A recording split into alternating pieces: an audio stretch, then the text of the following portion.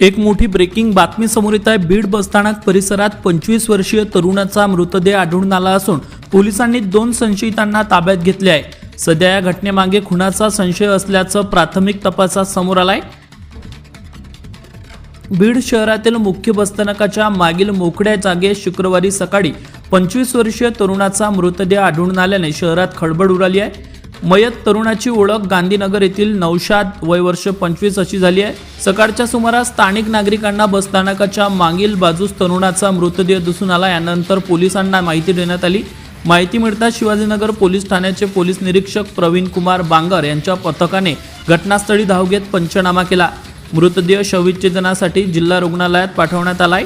दरम्यान या प्रकरणात 2 संशयित व्यक्तींना चौकशीसाठी ताब्यात घेण्यात आले असून खुनाचा संशय व्यक्त केला जात आहे। मृत्यूचे नेमके कारण शवविच्छेदन अहवालानंतर स्पष्ट होणार असल्याची माहिती पोलिसांनी दिली आहे। पोलिसांनी बसस्थानक परिसरातील सीसीटीव्ही फुटेजची तपासणी सुरू केली असून पुढील तपास शिवाजीनगर पोलीस करीत आहे। त्यामुळे आता लवकरच आरोपीचा शोध लागण्याची शक्यता आहे।